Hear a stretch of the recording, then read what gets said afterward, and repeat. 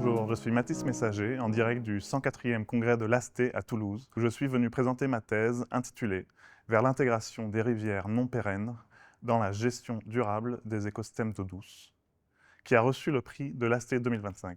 Ce travail a été réalisé en co-tutelle entre le laboratoire EcoFlows d'INRAE à Lyon et le département de géographie de l'université McGill à Montréal.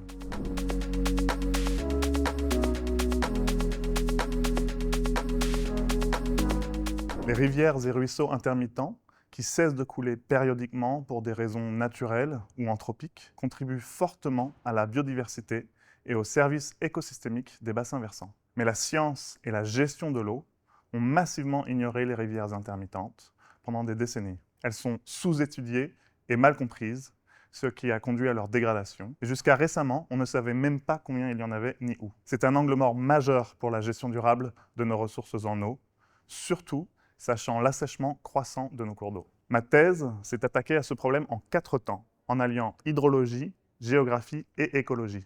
Son objectif était de faire progresser notre compréhension de la prévalence et de la diversité naturelle des rivières intermittentes et d'améliorer leur intégration dans les politiques publiques et dans les mesures de gestion durable de l'eau.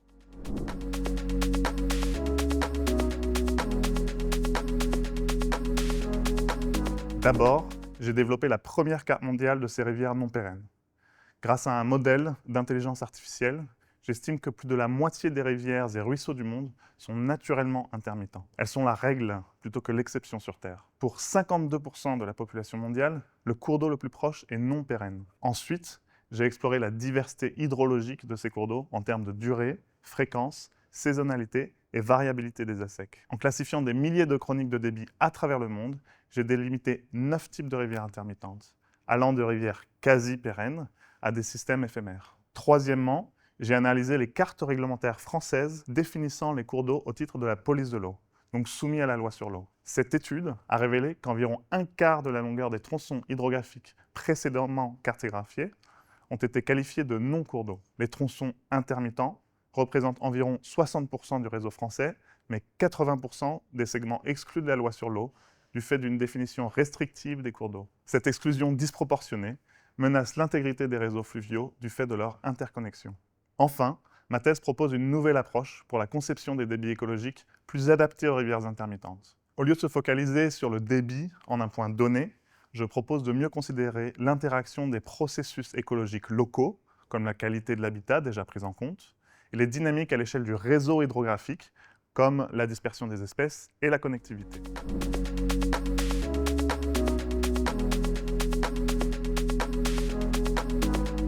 Ma thèse a contribué à rendre ces rivières visibles, littéralement par la cartographie et conceptuellement en soulignant leur importance et leur diversité.